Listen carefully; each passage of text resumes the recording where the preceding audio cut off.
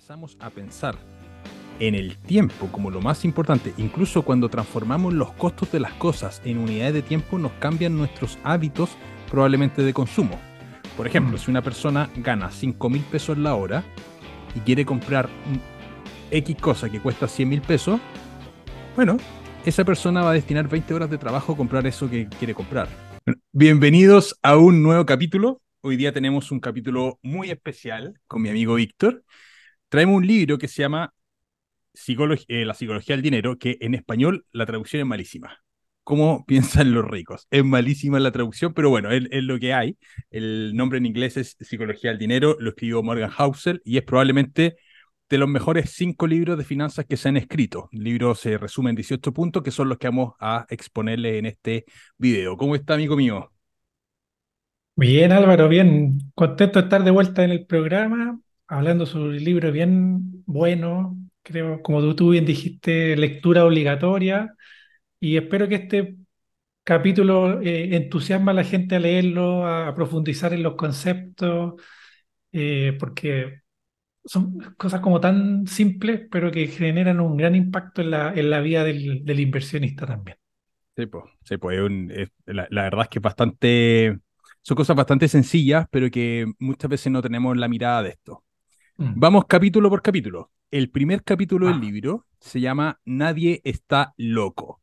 Y básicamente hace referencia a este capítulo a que la visión que cada uno tiene del dinero es resultado de sus propias experiencias también.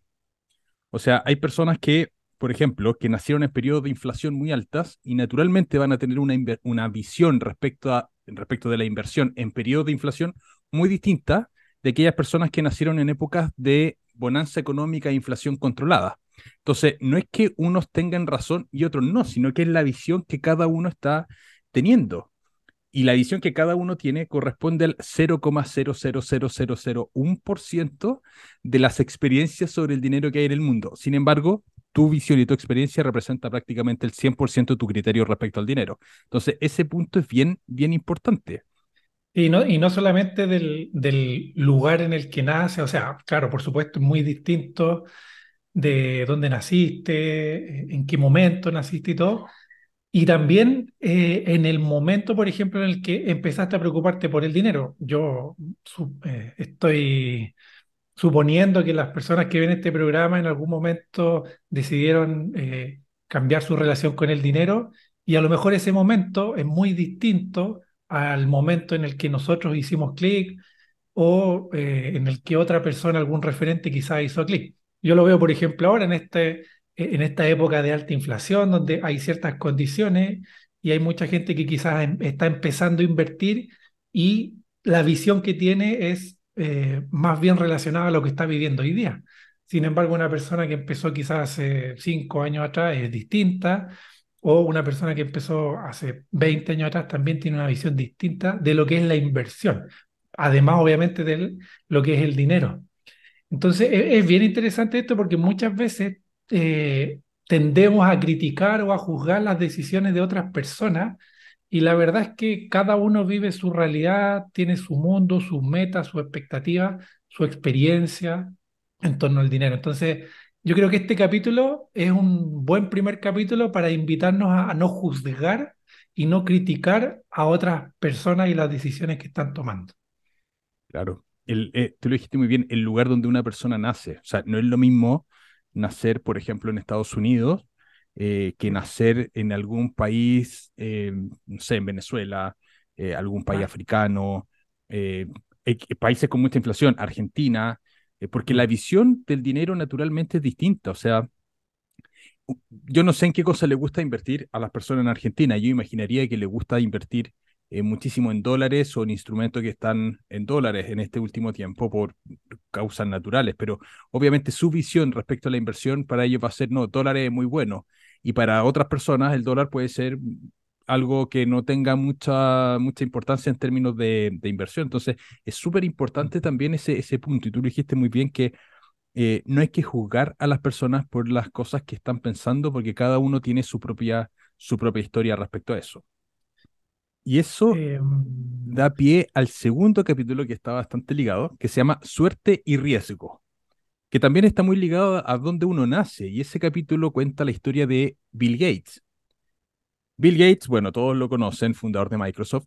eh, Él nació y creció y fue a un colegio que era uno de los muy poquitos colegios que tenían acceso a computadores en Estados Unidos.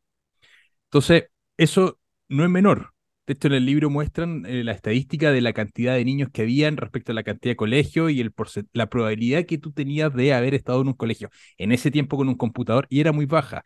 Y él, claro, tenía una mezcla de talento natural para esto, pero estuvo en un lugar en el cual efectivamente ese talento natural lo pudo desarrollar.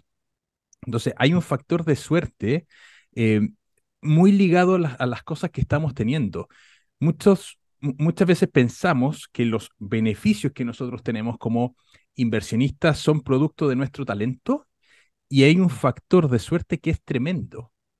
Y el riesgo en la cara contraria, en el libro lo plantea muy bien, es el riesgo en la cara contraria de la suerte. Y cuentan la historia de Kent Evans. Kent Evans era junto con Paul Allen, que eran básicamente los tres niños que estaban trabajando y teniendo esta visión de trabajar con computadores. Incluso Bill Gates cuenta, en sus documentales también cuenta, que él era más cercano a Kent Evans que a Paul Allen.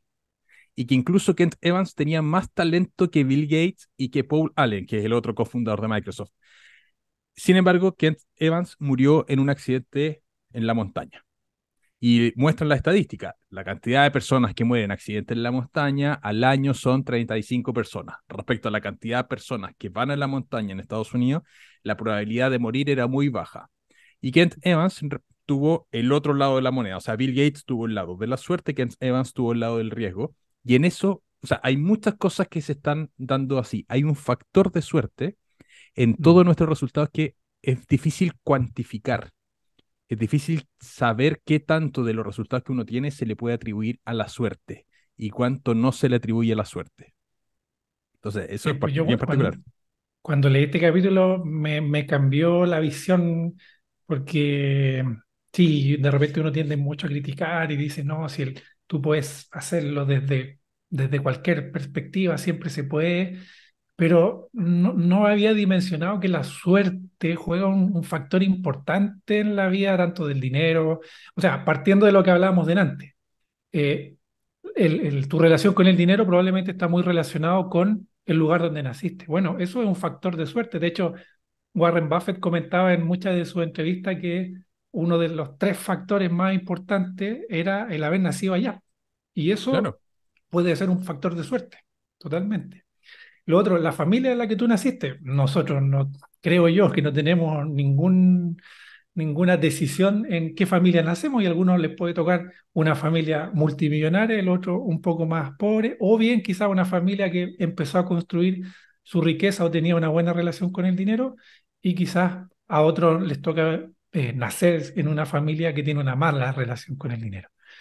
Y aquí, una vez que me acuerdo leí este capítulo, empecé a usar una analogía bien interesante y me gustaría compartirla. Y es que si bien en el mundo y en este mundo de la inversión existen ciertas reglas, ¿cierto? Siempre lo relaciono, por ejemplo, con el póker. Las reglas están escritas. Las personas que son capaces de entender esas reglas le pueden sacar mayor provecho, pero también depende de un factor de suerte y son las cartas que te tocaron. Yo no quiero decir que no sé, pues si a alguien le tocan los dos ases, pero no conoce el juego, probablemente la va a embarrar. Sin embargo, están los que conocen las reglas y además tienen la suerte de que le tocaron buenas cartas. Incluso esas personas, por una mala jugada, una mala cara, un mal movimiento, la pueden embarrar. Entonces, la invitación es que identifiquen cuáles son sus factores de suerte. Y créanme que hay muchos más de los que creen. Yo tuve el factor suerte, por ejemplo, de, no sé, la familia de mi esposa, para mí es un factor de suerte que fue muy importante y nunca lo había dimensionado. El hecho de que ella tuviera una cierta profesión y que gracias a eso yo me hubiese hecho un espacio en un nicho, eso también fue un factor de suerte. claro. Y, claro, y la verdad es que tenemos, la suerte importa. juega un rol importante. Ahora lo importante es qué hacemos con esa suerte o riesgo que nos toca. Y ahí está la clave.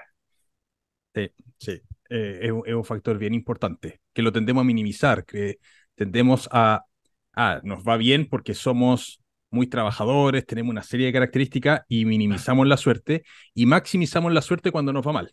Pero es que qué mala suerte lo que pasó acá, no es culpa nuestra, sino que fue mala suerte. Entonces es bien, bien interesante esa vuelta.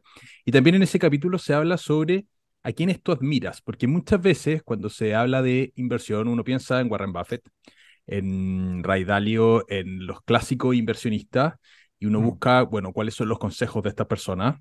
Y la verdad es que, como no podemos cuantificar el nivel de suerte que tuvo Ray Dalio, o que ha tenido Warren Buffett, o que han tenido otras personas, porque es muy difícil cuantificarlo, tendemos a hacer como una ley universal las formas que ellos tienen, sin Mm. contabilizar la suerte que está detrás. O sea, Warren Buffett tuvo la suerte, tú bien lo contaste, de haber estado donde estuvo y de haber conocido a Benjamin Graham, por ejemplo. Ah. Entonces, lo que plantea el libro es no buscar los casos de extremo éxito, porque no podemos cuantificar cuál fue el resultado o el impacto de la suerte en ese caso. Mm. Entonces, ¿qué es lo que sugiere el libro que hay que hacer? Buscar no necesariamente los casos extremos de éxito, Warren Buffett, por ejemplo, sino que buscar los casos que de media funcionan bien. ¿Cuáles son las características de las personas que de media tienen una buena situación económica? ¿Cuáles son los hábitos comunes de ese grupo de personas? Y hacer eso, lo que a la media poblacional le funciona, más que lo que puntualmente le funcionó a Warren Buffett en algún momento particular o algún otro inversionista particular. Mm. Eso se plantea que es mejor. Y hay un libro que no lo mencionan en este, pero que a mí me gusta mucho, que es El millonario de la puerta de al lado, que clarifica y ejemplifica cómo es el estilo de vida de, no sé si eran 10.000 o 1.000, no, creo que eran 10.000 multimillonarios, no multimillonarios, sino que personas que eran millonarios en Estados Unidos. Cuando se escribió el libro era patrimonio de 1 millón de dólares, año 90 y tanto. Eso equivalente a unos 3 millones de dólares hoy día. O sea, personas que tenían sobre 3 millones de dólares de patrimonio, en ese libro se hicieron las características comunes, los denominadores comunes de los hábitos de las personas que tenían esta situación. Entonces, un poco, cuando leí este capítulo me acordaba de ese libro que básicamente está cuantificando lo que la media de éxito poblacional hace. Y creo que es bien atingente mirar ese espectro más que mirar el espectro eh, del que estuvo los resultados más grandes, porque naturalmente hay un factor de suerte incuantificable. Entonces, al ver Sí. las medias poblacionales de éxito, estamos teniendo mejores resultados en ese caso. Y de repente volvemos al punto uno. Lo interesante es que todos estos puntos de alguna manera conversan. Que de repente también pasa mucho en redes sociales, en internet, que uno se tiende a comparar. Oye, a esta persona le fue bien, tuvo suerte. Y la verdad es que pensándolo bien, sí, a lo mejor sí tuvo suerte. Y tuvo la suerte de nacer en una buena familia, qué sé yo, recibir una herencia. Que claro, uno lo ve como suerte, pero la persona en su mundo está viendo otras cosas, está sintiendo otras cosas. Y hay personas que, a pesar de tener la buena suerte, se farrean la oportunidad. Entonces, eh, vuelvo a lo mismo, ¿eh? Evitar juzgar, evitar criticar, porque efectivamente las otras personas tuvieron y van a tener distintos niveles de suerte. Y eso es algo que no podemos controlar. Lo que sí podemos controlar nuevamente es cuáles son las cartas que nos tocaron, aprender Y las cómo reglas del jugarlo. juego y usarlas como nosotros estimemos conveniente. Eso, ahí hay que enfocarse, ¿no? En tratar de adivinar Sí. cuáles son las cartas del otro, ¿no? Hay un viejo dicho que dice la suerte favorece a los preparados. Y eso es Mm. muy verdad. O sea, Muy bien. hay que prepararse cuando aparezcan estas oportunidades o estos eventos que podemos llamar suerte, hay que estar preparados para tomarlos. Y ese punto también es cierto. Si bien la suerte tiene un rol, también eh, hay muchas personas que le ha ido muy bien que son capaces de aprovechar las oportunidades porque han estado preparados. Entonces, ese punto no deja de ser cierto también. Totalmente. Sí. El capítulo 3 a mí me encantó, uno de los capítulos que más me gustó del libro, que se llama No tener nunca suficiente, que es básicamente no saber parar. Claro. Y ese capítulo a mí me encantó, cuenta la historia de hecho de Bernie Madoff, que es uno de los mayores estafadores de la historia, el mayor esquema Ponzi de la historia de Bernie Madoff, donde Bernie Madoff tenía dos negocios, uno que era legal y otro que era básicamente ilegal. Hay una serie en Netflix que cuenta la historia de Bernie Madoff, que es muy buena, se los recomiendo a todos. Y ese negocio que era legal daba muy buenos resultados, daba entre 30 y 50 millones de dólares de ganancia anual. Sin embargo, quería tener más, quería tener más. Y también cuenta la historia de un indio que se llamaba Rayat Gupta, seguro que lo pronuncié mal, que también Mm. era una persona que nació en una situación de extrema pobreza, pero que por meritocracia fue subiendo, fue muy buen estudiante en el colegio, lo becaron, estudió en una de las mejores universidades por beca en Estados Unidos, entró a trabajar en la banca de inversión y teniendo un patrimonio de 100 millones de dólares, eh, él quería tener más de 100 millones de dólares, quería entrar al club de los billionaires en Estados Unidos, que eran las personas con patrimonio sobre 1.000 millones de dólares, y empezó a hacer operaciones fraudulentas con información privilegiada, un par de Mm. esas. ¿Y qué pasó? Preso. Y perdió básicamente todo. Entonces, la pregunta es, ¿cuándo parar? ¿Cuándo parar? Y ese punto es muy relevante, el saber parar en este proceso de acumulación de capital. Y no Mm. es fácil ese punto. De hecho, en el libro cuentan que la habilidad financiera más difícil de conseguir es que la meta no se mueva, que la meta Bueno. esté donde está. De hecho, creo que el capítulo parte con una fiesta y dice, no, hoy estamos celebrando a tal persona que ganó, no sé, llegó a cierto nivel. Y al tiro ya se empieza como a hablar de que ahora va por el siguiente, va por el siguiente. Y esta persona, que no me acuerdo quién es, no sé si es un personaje ficticio, dice, sí, pero algo que yo tengo y que él no, es el tener suficiente. Claro, Y creo que fue preciso. Fue preciso ese mensaje, el cuándo es suficiente, cuándo paramos. O sea, yo no digo que siempre aspirar a más sea malo, al contrario, yo estoy en una situación así, por ejemplo, pero efectivamente llega un punto donde por querer más, por acaparar más, acumular más o demostrar más, terminas cayendo en malas prácticas. Y eso es algo que destaca mucho. Bueno, aquí este tema de las estafas, ¿cierto? Usar información. En el fondo hacer cosas ilegales y no solo ilegales, sino que eh, amorales o que no son éticas. claro. Entonces, es bien interesante este punto. Yo creo que todavía no he llegado a esa habilidad más difícil que es conseguir la meta y que deje de moverse. De hecho, llegamos a una meta y ahora automáticamente la meta se movió y no te diste ni cuenta. Y si yo comparo con años atrás, la meta estaba por aquí y efectivamente ha ido subiendo. E insisto, no creo que sea malo, pero sí estoy convencido de que tiene que llegar un momento donde esa meta ya no se mueva, porque si no uno empieza a caer en la ambición, pero desde la codicia, eso, porque la ambición es buena, pero la codicia ya genera mucho daño. Entonces, y lo otro, entender que tener suficiente no significa tener poco, ser demasiado austero o ser extremadamente humilde, como dicen algunos. No, o sea, tú puedes ser un millonario y aún así recién llegar a tener suficiente. Entonces, es bien interesante este punto. Yo creo que da para reflexionar un montón. Sí, sí. En el libro se plantea que el problema es la comparación social, porque siempre va Ah, a haber alguien que te va a estar ganando. O sea, y pone el ejemplo de un futbolista de fútbol americano, valga la redundancia, que tiene un contrato de 30 millones de dólares al año. ah, Si esa persona se compara con un gestor de fondo que gana 150 millones de dólares al año, naturalmente está ganando mucho menos. Ahora, mm, si este gestor de fondos se compara con uno de los cinco gestores de fondos que más ganan, que ganan 700 millones de dólares al año, también tiene muy poco. Ahora, ese gestor de fondos se puede comparar con Warren Buffett, que genera 3.500 millones de dólares de profit anual cuando se escribió el libro. Y también va a ser muy poco. Y si Warren Buffett se comparaba el año que se escribió el libro con Jeff Bezos, que incrementó su patrimonio en 25.000 millones de dólares, bueno, también era muy poco. Entonces, esa comparación, la reflexión que hace el autor es, oye, siempre va a haber alguien que va a tener más. Entonces, Mm. el compararte con otras personas que puedan tener más, lo único que hace es destrozarte, básicamente. Eh, Y hay muchas cosas por las que no vale la pena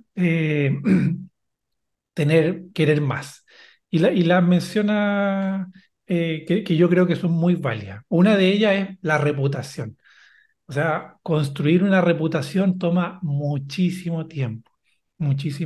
Y de repente por querer más, por esta codicia desbordada, arruinas tu imagen. Y eso a futuro, quizás hoy día uno no lo percibe, pero a futuro puede tener consecuencias, como el ejemplo de Rajat Gupta, ¿cierto? Que lo encarcelaron y su imagen obviamente se fue a las pailas. Sí, Entonces, no vale la pena arriesgar la reputación, sobre todo gente que quizás nos está mirando, que es del mundo, no sé, de YouTube o de redes sociales.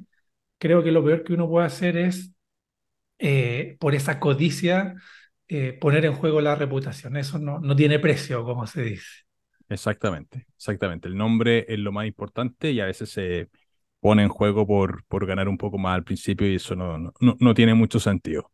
Mm. Dejen en los comentarios qué opinan de todos estos puntos. Obviamente es muy interesante que todos puedan ir opinando y así creamos entre todos una especie de debate.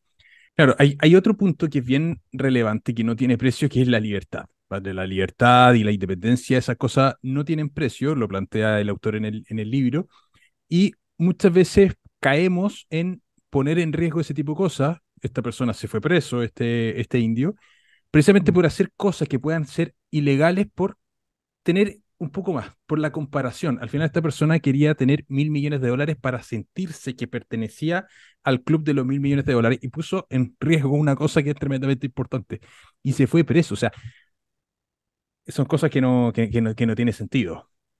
Claro. Y de hecho, yendo a algo incluso más cercano, porque ya quizás muchos de nosotros afortunadamente no se va a ir preso, pero por ejemplo la libertad, eh, mm, alguna vez lo hablamos y he escuchado gente por ahí que dice, oye, pero ¿por qué no pones tu fondo de inversión? Ok, oye, ¿por qué? Porque claro, por esa ambición de ganar más, voy a poner un negocio quizás que me va a demandar y me va a consumir mi vida, porque son negocios que te hacen pebre. Entonces, ¿para qué? ¿Para qué si yo siento que hoy día tengo suficiente? ¿Para qué voy a intentar hacer un negocio o quizás, no sé, aceptar un puesto de una gerencia en la cual voy a tener que estar 24/7, 7 días a la semana amarrado por vuelvo a insistir, con esta codicia desbordada? Entonces, lo podemos llevar a algo tan simple como eso, perder la libertad de hoy por querer más. De hecho, yo creo que el concepto de libertad financiera, las personas que nos gusta este concepto y que perseguimos esta libertad financiera, Mm. tendemos a buscar naturalmente ese punto de decir, ¿saben qué más? Esto es suficiente. O sea, yo creo que la libertad financiera, una de las grandes cosas que te va a permitir llegar a esa libertad financiera es precisamente no mover la meta, porque siempre puede estar el factor de sigo trabajando para acumular más. Mm. De hecho, para mí fue bien difícil porque yo tenía un trabajo que era atractivo, que tenía un buen sueldo, un sueldo muy por sobre la media de lo que puede ser Chile, y siempre tenía la inquietud, decía, bueno, y si me quedo unos 3, 4 años más haciendo esto, total, el trabajo ya lo domino, estoy en una zona ultra de confort, Mm. y me retiro en 3 4 años más, tengo 38 años, puedo retirar a los 40, a los 42, me voy a retirar con una mejor situación. Y se empieza a correr esa vara de libertad financiera y hay momentos en los que uno dice, pero la verdad, no. Y a mí me costó, y tú lo sabes muy bien, Víctor, que me costó, porque, bueno, este era un buen sueldo, entonces, chuta, era renunciar a ese buen sueldo, pero la verdad es que la libertad que uno empieza a adquirir después es absolutamente impagable. Y ahora que estoy, bueno, no se ve por la Mm. ventana, pero no sé, estoy en una Ahí, playa maravillosa aquí, sí en que la playita, en claro. la playita, y uno dice, pero es que, ¿por qué no me fui antes? ¿Por qué lo chuteé tanto tiempo? Quizá era buscar tener más madurez para hacerlo, pero en fin, esa libertad muchas veces la perdemos por querer tener un poco más. Ah, Y te juro que hoy día me pregunto por qué no lo hice antes, por qué no di ese salto antes. Lo podría haber hecho un par de años antes, pero perfectamente. Pero bueno, son cosas que van pasando, así que está bien. exacto. Hay otras cosas por las cuales no vale la pena arriesgar esto de no tener suficiente y es la familia, tu círculo, la familia, los amigos, tu pareja incluso. O sea, literalmente hay personas que por esta nuevamente ambición negativa, ¿cierto? Dejan de lado a sus familias, se terminan divorciando, terminan peleados con los amigos, con los padres. ¿Cuántas veces no hemos escuchado historias de relaciones con los padres que terminan mal y después los lechos de muerte es como chuta, ¿por qué no te aproveché cuando lo podía hacer? Yo creo que tus relaciones es uno de los grandes pilares del éxito desde mi punto de vista y también por nada del mundo es algo que se puede transar. Así que Claro. a cuidar la familia, las relaciones, los verdaderos amigos, no los 1.000 o 100.000 seguidores que uno tiene, porque todos sabemos que cuando las cosas ocurren de verdad, ahí se ven los que están cerca. Sí, po, sí, po. Y la felicidad es otro punto que no se puede transar.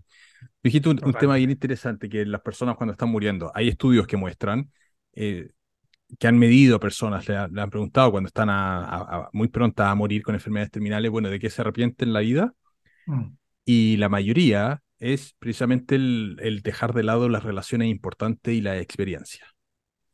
No hay Hay un libro bien nadie. bonito, Mm, se llama creo que Los 5 arrepentimientos de la gente moribunda. La escribió una enfermera que hacía cuidados paliativos y claro, una de los grandes arrepentimientos era eso, el no volver a retomar contactos con personas que fueron importantes en la vida. claro, Mm, claro. Y es terrible ese punto, porque lo dejamos de lado muchas veces. ¿Cuántas veces nos ha dado lata juntarnos con algún amigo, con ir a ver a la mamá? Mi mamá cuando tuvo cáncer, que se mm, mejoró, y me acuerdo que el día que le diagnosticaron el cáncer, a mí me bajó un nivel de angustia infinito por decir tantos momentos que pude haberla ido a ver y que no lo hice porque estaba trabajando en un proyecto X o estaba haciendo alguna cosa para otra persona que no tenía tanto sentido, que era para ganar un poquito más de plata, para ahorrar un poquito más y se pierde ese lado humano. Entonces, mm.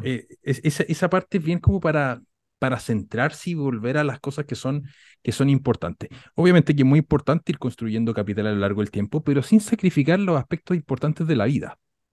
El Exacto. balance es muy importante, estar balanceado en la vida. Muy, Relaciones muy de pareja. importante.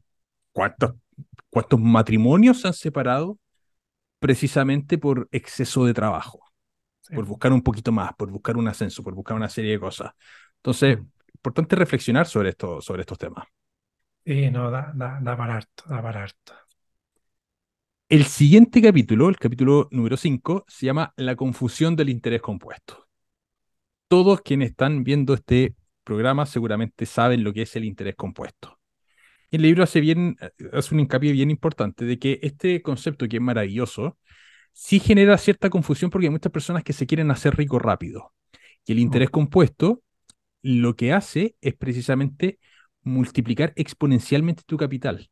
Entonces, los grandes beneficios, los grandes saltos de dinero no vienen al año uno de estar invirtiendo ni al año dos, vienen 10, 15, 20, 30 años después.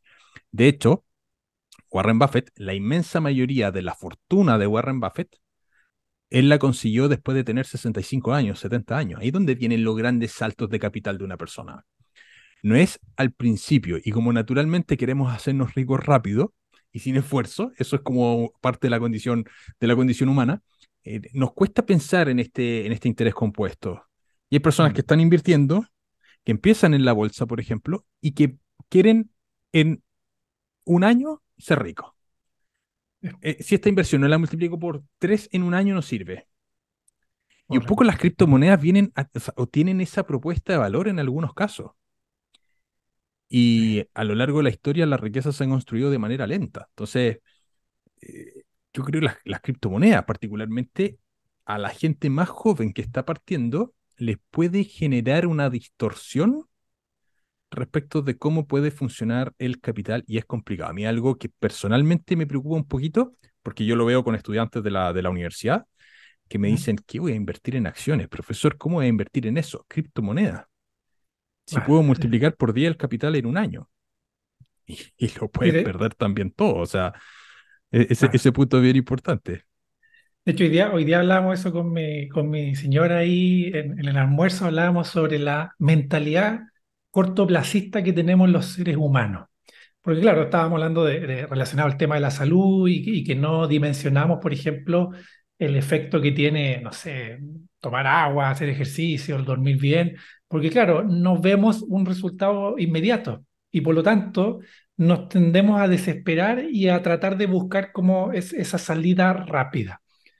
Y con el dinero pasa lo mismo, pasa lo mismo. Entonces, bueno, en este libro no lo menciona, pero el interés compuesto, de hecho hay otro libro que se llama El efecto compuesto, que te habla del poder que tiene la constancia, los hábitos y dejar que el tiempo vaya haciendo sus cosas. Y no solamente aplica al dinero, aplica a las relaciones, aplica a un negocio, aplica al conocimiento, A al la salud. ejercicio, a la alimentación, a todo. Entonces es increíble. Aquí obviamente lo profundiza y lo detalla más a nivel de dinero y que efectivamente la inversión es un proceso lento y cuando tú lo entiendes, ya dejas como de perseguir ese beneficio instantáneo y te empiezas a enfocar en lo que es más importante, que es dejar que el tiempo haga su trabajo y mientras tanto compatibilizar todos estos puntos de los que él habla. Entonces, es bien, o sea, es como obvio, pero no lo es tanto. El hecho de que el tiempo juega un factor muy importante, sobre todo en las finanzas de las personas. Claro, y ahí una conclusión personal que yo obtengo de esto es que si una persona decide entrar al camino de la inversión como forma de acrecentar su patrimonio personal y este camino va a ser lento, creo yo que esa persona, si tiene, por ejemplo, un trabajo y un estilo de vida que le molesta mucho, que le carga, está haciendo mal negocio. Quiero la libertad financiera para solucionar todos los problemas que tengo en mi vida, es mal negocio, porque la Mm, libertad financiera es algo que se va a demorar, que no es rápido, no es de un día para otro. eh, Las personas que tienen esto joven o empezaron hace mucho tiempo atrás, yo empecé a los 20 años, o tenían trabajos que tenían muchísimo ingreso, que no era mi caso.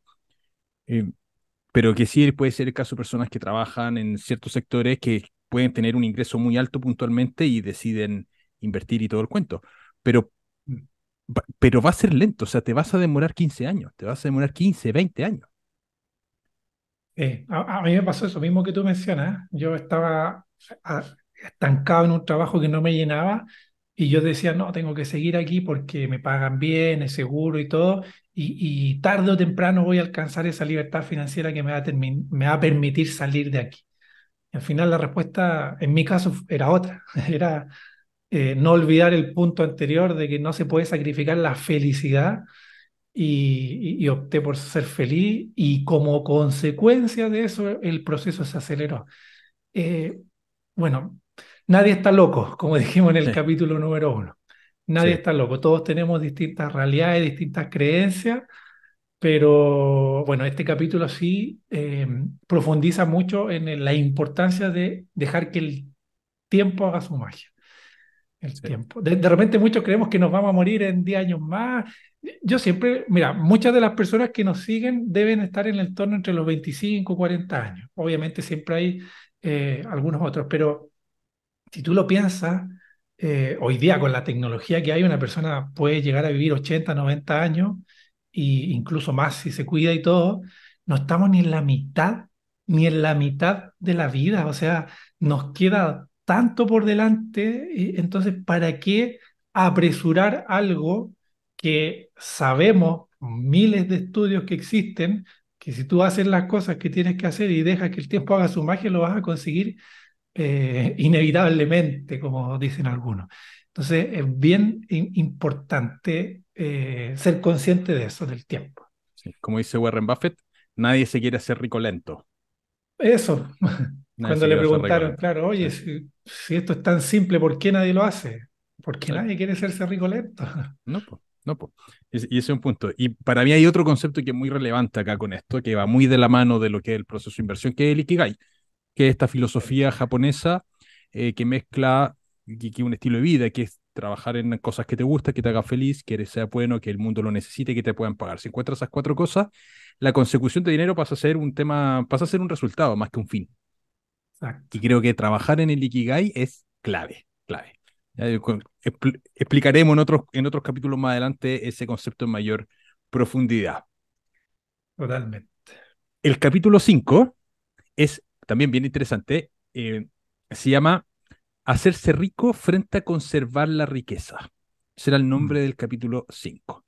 Y cuenta la historia, por ejemplo, de J.C. Livermore. J.C. Livermore, que seguro lo pronuncié mal, era un corredor de bolsa norteamericano que en el crack del 29 su familia estaba muy preocupada porque no lo lograban encontrar, no lo podían ubicar y habían noticias de que habían corredores que se estaban suicidando. Entonces, naturalmente, la familia estaba muy preocupada.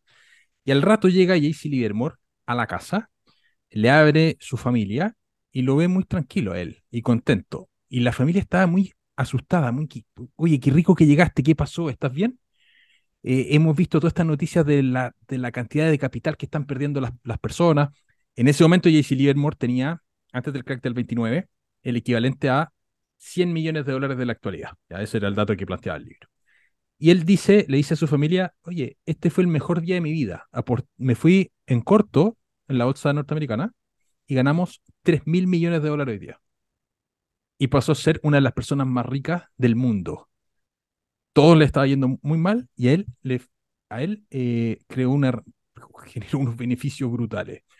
Y cuenta la historia de otra persona que en el mismo evento estaba muy apalancado, pero al alza, no a la baja, y perdió naturalmente muchísimo capital y desapareció y cuentan los rumores que se terminó suicidando. Bueno, cuento corto, pasó el tiempo, J.C. Livermore, producto de este sesgo de soy invencible, empezó a hacer inversiones cada vez más arriesgosas, con apalancamiento, ya teniendo 3.000 millones de dólares, no supo cuándo parar, llegó el año 33 y perdió todo. Y se terminó suicidando. Mm. Entonces, lo que cuenta el libro es que J.C. Livermore, como el otro personaje que cuentan en el ejemplo, eran personas que supieron hacerse ricos, pero no supieron preservar la riqueza. Y hay muchísimos ejemplos. ¿Cuántas veces no hemos visto deportistas que ganan muchísimo dinero en su vida activa y una vez que se retiran, a los pocos años perdieron todo? Exacto. Es una Ganadores, habilidad sí, súper interesante y de la cual se habla muy poco. Claro, obviamente uno hoy día, no sé, la mayoría está enfocado en lo que es atingente hoy, que es generar la riqueza. Y está bien, pero en algún punto tenemos que hacer una pausa, una doble derivada y empezar a preocuparnos de conservar la riqueza, de lo cual se habla muy, muy poco. Y porque, o sea, la estrategia, y esto está muy relacionado con las famosas etapas de crecimiento y consolidación. No, las estrategias, la manera no es lo mismo en una que en la otra. Y a mí me llama mucho la atención cuando muchas personas como que dicen, no, parte haciendo esto y manténlo toda la vida. No sé, ahí habrá que estudiarlo. Pero es una habilidad tan, incluso el autor dice que es incluso más difícil que crear riqueza, es conservarla. sí, Y es tremendo, y es tremendo. Yo me he estado personalmente en esos cuestionamientos, porque claro, tú conoces una receta que te funciona y que te llevó a un cierto punto, pero lo que viene de aquí en adelante no tiene por qué ser lo mismo. Y no hay mucha información además. Entonces, sí, es un tema la conservación de la riqueza. ¿Eh? sí. Yo lo he visto mucho con agricultores que me ha tocado trabajar, Mm. que le empieza a ir bien, empiezan a agrandar los campos, comprar el terreno al lado, empiezan a hipotecar, empiezan a hacer una serie de cosas pensando en que el negocio va a ser siempre bueno y vienen años malos y están con apalancamiento y el porrazo, mientras más alto, es más fuerte. Y nunca diversificaron a otros sectores. Y cuando, es una creencia personal, cuando ya tenemos cierto nivel de capital, sobre todo si lo tenemos de alguna actividad productiva, es fundamental diversificar. Si Claro. tenemos un negocio relativamente estable, bueno, creo yo que es súper interesante el empezar a capitalizar esas ganancias en otro tipo de cosas precisamente para preservar la riqueza, o si no estamos concentrando mucho riesgo financiero. Y mientras más grande sea nuestro negocio, estamos concentrando más riesgo, pese a que el negocio más rentable va a ser el negocio, el propio negocio, invertir en tu propio negocio siempre va a ser lo más rentable, pero Mm. naturalmente estás concentrando riesgo. Y hay factores que no dependen de nosotros. Volvemos al punto de uno de los capítulos anteriores, el riesgo y la suerte. Hay factores que son de suerte y factores que son de riesgo que no podemos controlar. Y cuando ya Exacto. tenemos cierto capital, hay que diversificarlo. La etapa de crecimiento, que es de crecimiento patrimonial, yo estoy de acuerdo que es interesante y es la forma que a mí me resultó precisamente de hacer crecer el patrimonio, que era a través de la inversión inmobiliaria con apalancamiento, pero también fue en un momento macroeconómico en que se podía hacer, en que las tasas de interés eran bajas y esa receta no necesariamente va a funcionar siempre. No es lo mismo invertir en bienes raíces con tasas bajas que con tasas altas. Entonces, Totalmente. es bien importante entender esos puntos y Mm. cuando ya se tiene cierto nivel de capital, es clave empezar a diversificar esas cosas para mitigar ese riesgo. Y ahí volvemos a los capítulos anteriores de es suficiente ya. ¿Cuánto es Sí, suficiente? Oye, tengo 1.000 millones de pesos. Para muchas personas eso puede ser más que suficiente y literalmente lo metes a un depósito a plazo que te dé una miseria y te alcanza, o a un bono, algo así súper seguro. Pero claro, si la aguja se te volvió a mover y sigues estando en esa etapa de crecimiento y sigues concentrando en algo que quizás uno nunca sabe cuándo va, si es que va a llegar ese momento, claro, lo puedes perder todo porque no llegaste al punto de tener suficiente. Entonces, nuevamente los capítulos, si tú te pones a analizarlos, conversan muy bien, muy bien.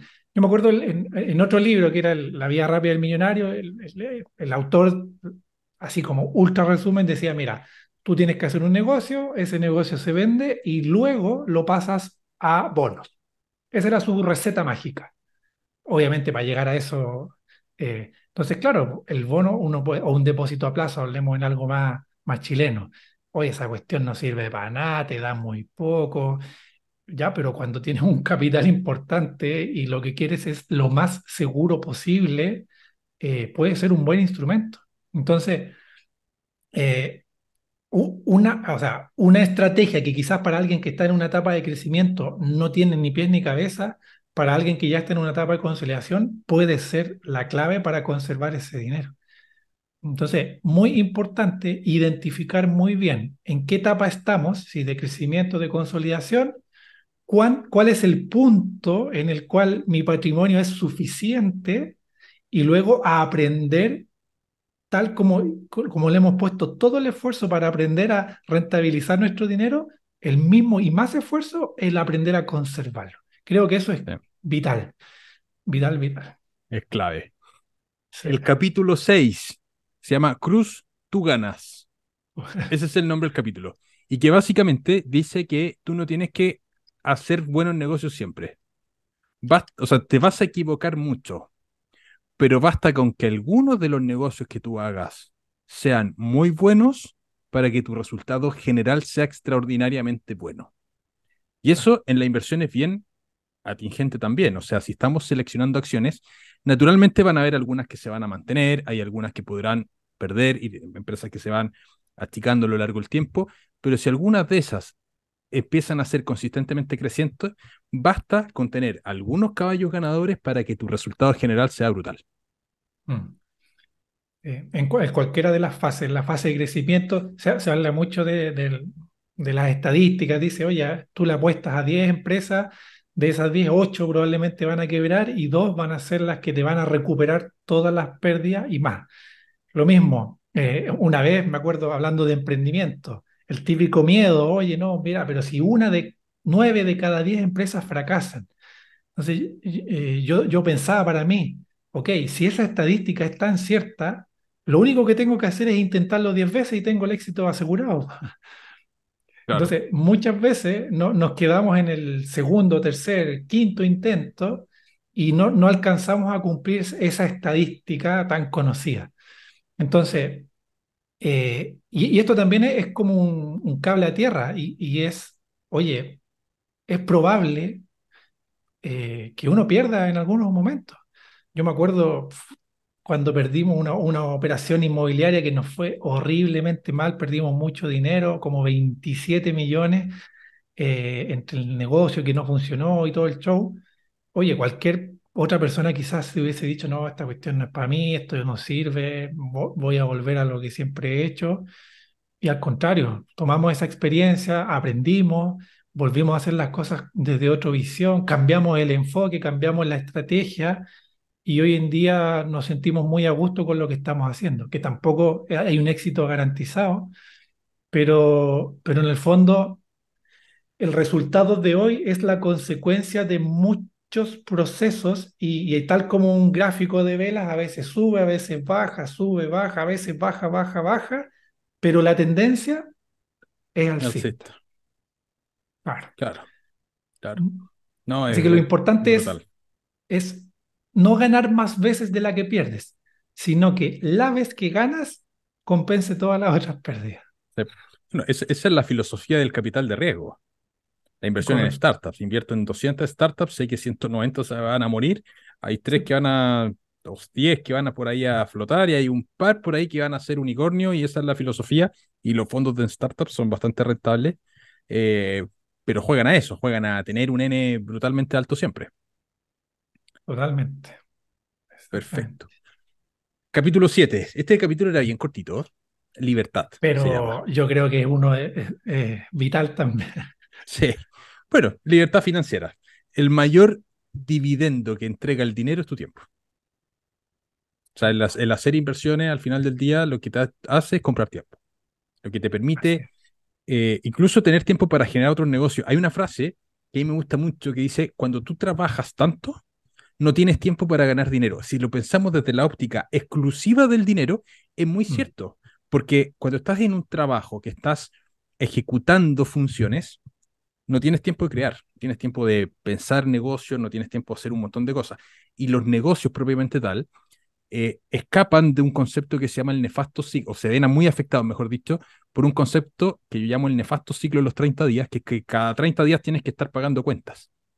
O sea, ese nefasto ciclo de cada 30 días tener que estar pagando cuentas hace que en algún punto tú, si tienes un emprendimiento, quizás ese emprendimiento todavía no está lo suficientemente maduro que te permita generar dinero para pagar el emprendimiento y pagar tu casa, y eso es fatal. Entonces, si tú logras a través del proceso de inversión ser capaz de, por ejemplo, pagar tus costos fijos de la casa o un porcentaje importante de los costos fijos de la casa, estás liberando muchísimo tiempo que te va a permitir desarrollar negocios que quizás no se cumplen cada estos 30 días, pero que tienen un profit muy grande. O sea, yo siempre lo he pensado, por ejemplo, en el corredor de propiedades de lujo. ¿Qué mm, cuántas va a vender al año? Una, quizás cero, dos, claro. puede que venda muy poquito. Pero cuando la vende, o sea, ganó 20, 25, 30, 40 millones de pesos. Ahora, ¿cuál es el problema de esa persona? Cada 30 días tiene que estar pagando sus cuentas. Entonces, esa actividad puede que no le resulte, que no sea lucrativa para él porque no tengo el tiempo suficiente para poder estar en este negocio. Mm, Pues si esa persona lograse en algún punto tener libertad financiera, esta libertad financiera parcial, que es tener flujos pasivos que te suplan, que te cubran una porción de tu vida, tienes tiempo para poder desarrollar negocios que puedan ser muchísimo más escalables y tener ingresos al final muchísimo mayores. exacto, exacto. Sí, al final yo creo que indirectamente lo que muchas personas quieren es eso, es tiempo. Y ahí él siempre habla, la frase dice, el mayor dividendo es poder hacer lo que tú quieras, con quien quieras, el tiempo que quieras, sin preocuparte por el dinero. O sea, es el famoso concepto de la libertad financiera, que no necesariamente implica el dejar de trabajar, el estar tirado en la playa, sino que tener el tiempo para poder hacer las cosas que quieras. Estar grabando un capítulo aquí en YouTube, ¿cierto? Poder arrancarse a la playita, ir a ver a los amigos e incluso crear un negocio, algo que te genere dinero, ¿por qué no? Si al final todo está permitido, siempre y cuando sea algo que tú quieres. Y, y yo creo, o sea, Coincido totalmente. Yo antes, cuando perseguía esta libertad financiera, era para poder salir de un trabajo que no me llenaba. Pero luego replanteándose, yo, por ejemplo, hoy día no me imagino no trabajando, pero es Mm. muy distinto el tener el tiempo suficiente para poder hacer las cosas que te gustan. Y eso yo creo que es clave. Dentro del libro que mencionamos anteriormente, Los cinco arrepentimientos de los moribundos, otro de los puntos de arrepentimiento era eso, no haberle dedicado demasiado tiempo al trabajo y no a las cosas que realmente quisiésemos hacer. Sí. Entonces, la libertad, el tiempo, es el dividendo de alguna u otra manera muchos buscamos. Y estoy totalmente de acuerdo con esa afirmación. Sí, es el mayor dividendo, es tiempo. Hay un autor norteamericano que se llama Grant Sabatier, que él planteaba en un libro eh, que por cada $100 que él ahorraba, invertía, compraba X unidades de tiempo. Claro. Entonces, todo lo llevaba a unidades de tiempo. Era bien interesante ese planteamiento, porque efectivamente cuando nosotros empezamos a pensar en el tiempo como lo más importante, incluso cuando transformamos los costos de las cosas en unidades de tiempo, nos cambian nuestros hábitos probablemente de consumo. Por ejemplo, Mm. si una persona gana 5.000 pesos la hora y quiere comprar un X cosa que cuesta 100.000 pesos, bueno, esa persona va a destinar 20 horas de trabajo a comprar eso que quiere comprar. Y si lo piensa en horas de trabajo, en cuánto tiempo tiene que esa persona estar trabajando para juntar esos 100.000 pesos, cambian los hábitos de consumo. Eh, Entonces, es bien interesante tener esta mirada del tiempo, de la libertad, que al final es el bien más preciado, porque el mm. tiempo no lo podemos comprar. No podemos ir al supermercado a comprar tiempo. Y El tiempo además, pasa. ahora estoy aquí con mi torpeo revisando el libro, así como para que no se nos quede nada. Hay una parte que es bien interesante que habla de varios estudios psicológicos que buscaban el entender qué hacía felices a las personas. Así partió. Y una de las conclusiones era que a las personas les gusta tener la sensación de controlar su situación. Y eso, el dinero bien administrado que te genere estos dividendos, este flujo, ya sea parcial o 100%, te da mucho control. Y como consecuencia eso, te genera una sensación de bienestar y felicidad que es maravilloso. No, no estoy diciendo que el dinero te garantice la felicidad, eso no, no, pero sí te da mayores posibilidades, mayores herramientas para poder ser feliz, que al final creo yo que es la razón fundamental del por qué estamos aquí. Sí, sí. Necesito citar esta parte. Dice, así parte el capítulo. Dice, el nivel supremo de riqueza es la posibilidad de levantarte por la mañana y decir, hoy puedo hacer lo que me dé la gana. La gente quiere ser más rica para ser más feliz. La felicidad es un asunto complicado porque supone algo distinto para cada uno. Y es verdad, cada uno es feliz con cosas distintas. Pero sí Claro. hay un denominador común en la felicidad, un factor universal de la alegría. Es que la gente quiere controlar su vida. La posibilidad de Mm. hacer lo que quieras, cuando quieras, con quien tú quieras, durante todo el tiempo que quieras, no tiene precio, es el mayor dividendo que reporta el dinero. Así parte el capítulo. Está bueno, página Totalmente. 111. ¿Para, para qué? Para que después lo lean, es maravilloso este libro. Sí, sí, mira, ojo, a mí de repente cuando a uno le gusta mucho un libro como que se va en la volada y se lo devora. Este libro, tú perfectamente puedes leer un capítulo al día y reflexionarlo todo el día, porque da muchísimo para pensar. Hay mucho valor aquí, por eso es un libro tan popular y tan recomendado. Sí, yo creo que si uno lo lee a la rápida por el solo hecho de hacer Mm. un check, leí un libro, no le vamos a sacar tanto provecho en vez de reflexionarlo, conversarlo, debatirlo. Lo pueden comentar aquí en los comentarios. Oye, ¿cuál ha sido el capítulo que más les gustó y por qué? A mí en lo personal creo que este uno, o sea, este es como la consolidación de todo. Para mí es eso, esa frase que tú citaste es la razón de todo para mí hoy en día. El poder levantarse y decir voy a hacer la que quiera. Sí, eso es clave. Eso es clave. Capítulo 8. La paradoja del hombre y el coche. Sí, parte así. A nadie le impresiona tanto tus posesiones como a ti. Y es muy cierto. Y este capítulo cuenta y hace la referencia de que cuando una persona mira a alguien que va en un Ferrari manejándolo, en realidad nadie se preocupa del conductor. Todos se preocupan del auto. A nadie le importa quién está manejando ese auto. Todos están mirando el auto. Y la persona que está manejando el auto piensa que se lo está mirando a él y no, están mirando el auto. Mm, Entonces, es bien interesante ese capítulo porque muchas veces ese lujo que a veces se compara para impresionar a personas, en realidad no impresiona a nadie. Tú no estás impresionando a nadie, son tus propias posesiones las que están impresionando. Y a ti mismo te impresionan las posesiones que tú tienes. Pero no es la persona, es la posesión que tiene la persona.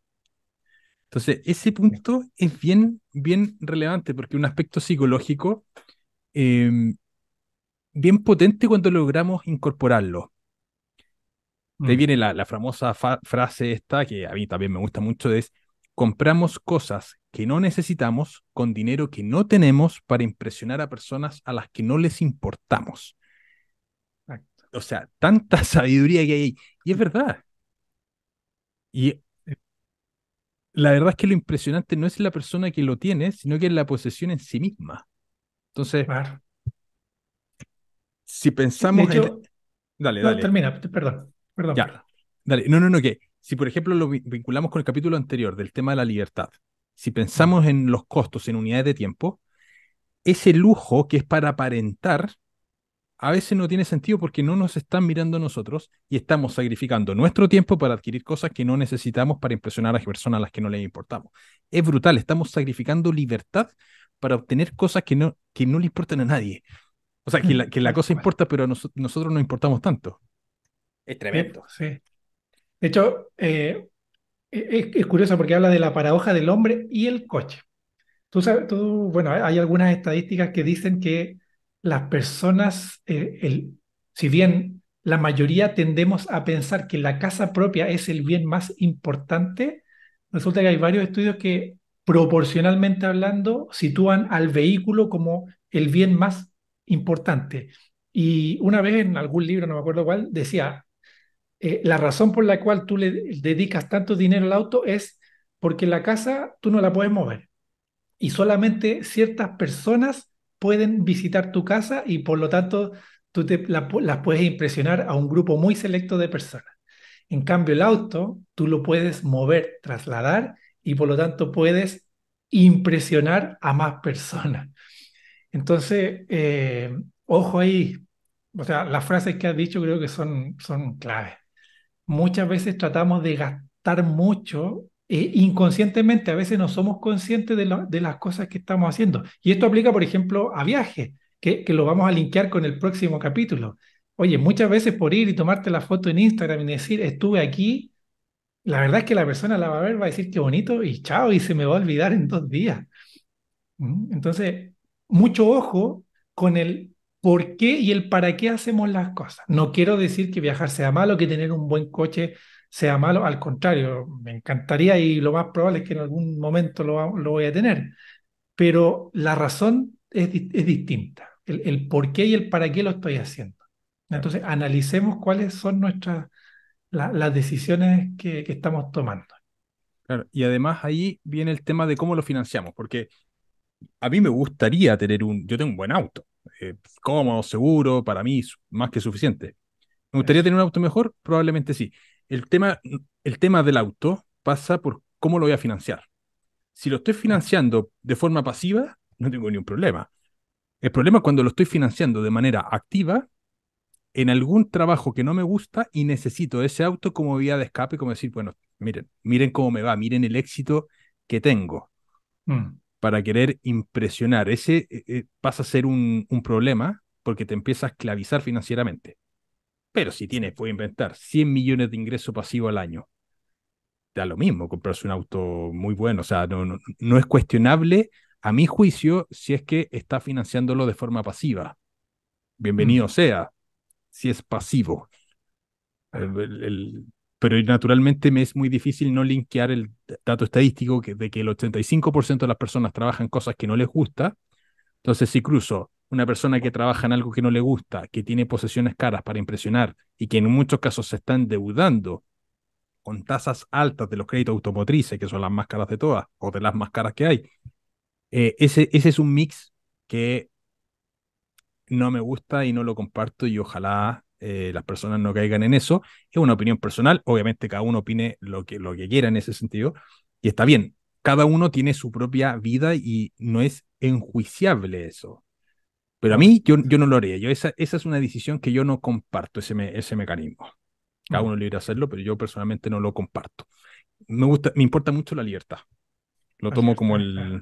como el objetivo final. Sí.